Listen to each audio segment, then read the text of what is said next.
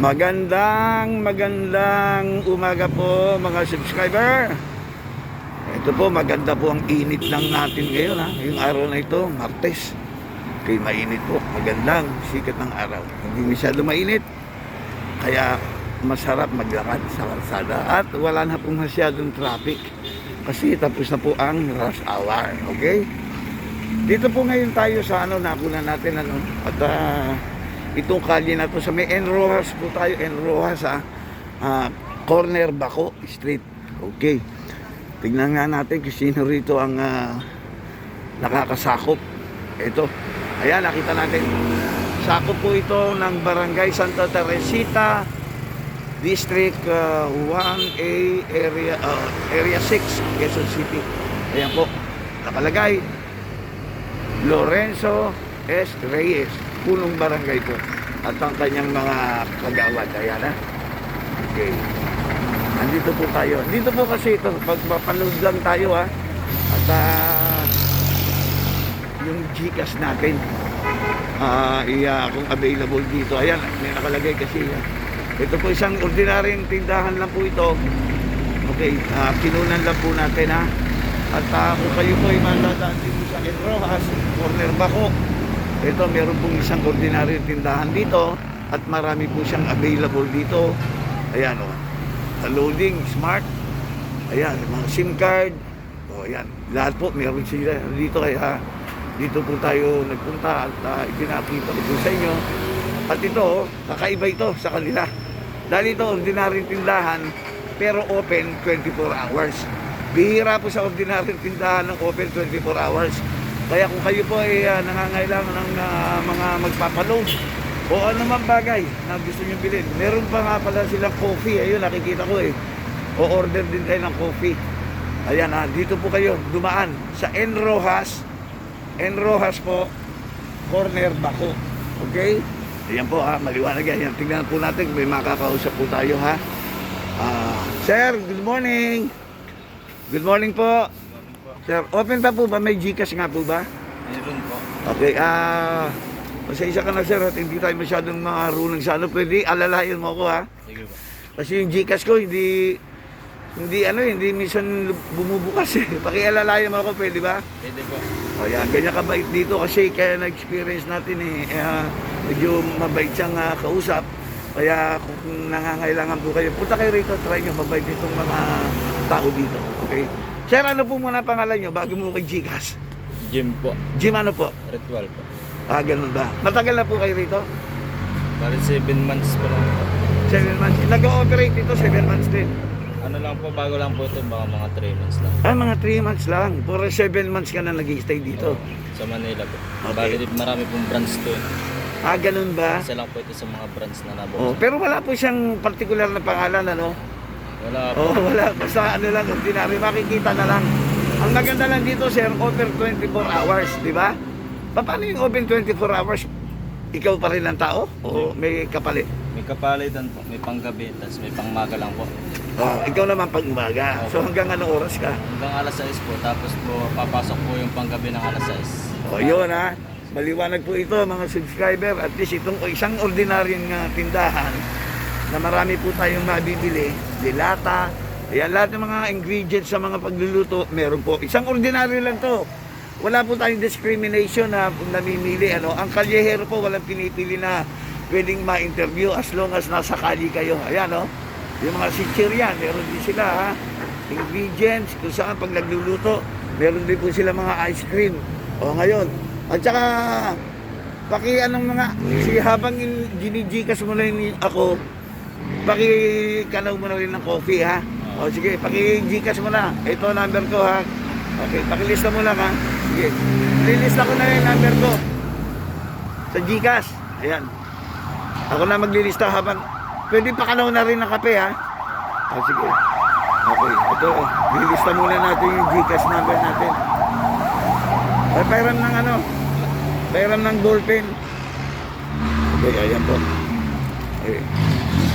Ayan,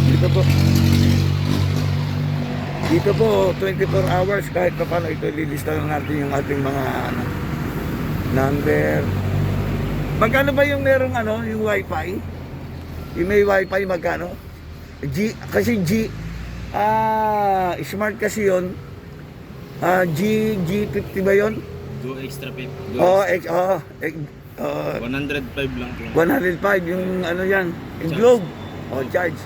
Bali yan yung extra na 7 days ano? Opo. Go extra yan. Go extra 99 po. Alam nyo, mga subscriber, mahirap dito, medyo may edad ka na, hindi mo na malaman kung paano ultimo magpanood.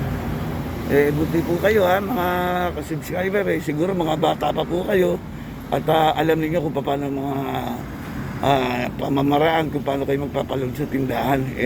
Itong inyong, kalyehero nagpapaturo pa. Anyway, wala namang masama kung magpaturo ka, kung talagang di mo alam di ba? Ayan po, ayan ha. Ayan. Bali, magkano yung 99 na yun? Bali, magkano? 5 lang po yung charge na. Bali po, 105 po lang. Okay. O yung Gcash ko naman, yung sa 1,000, bali, magkano ang babayaran ko ron? 20 po. 20. Bali, magkano lahat ang babayaran ko? Bali po, pag nakuha niya na po yung Gcash, bali magiging pang 980. Tapos papaload po niya sa akin yung 100. At saka plus yung kape. 14 lang po. Yung kape. Magkano lahat ang total? Sige nga, totalin mo. Ito po. At medyo kailangan natin magpa-load at uminom na ng kape. 119 lang po yung yung 100. hot coffee, saka po yung sagot. Okay, yun na. Kasi, ito ang bayad ha.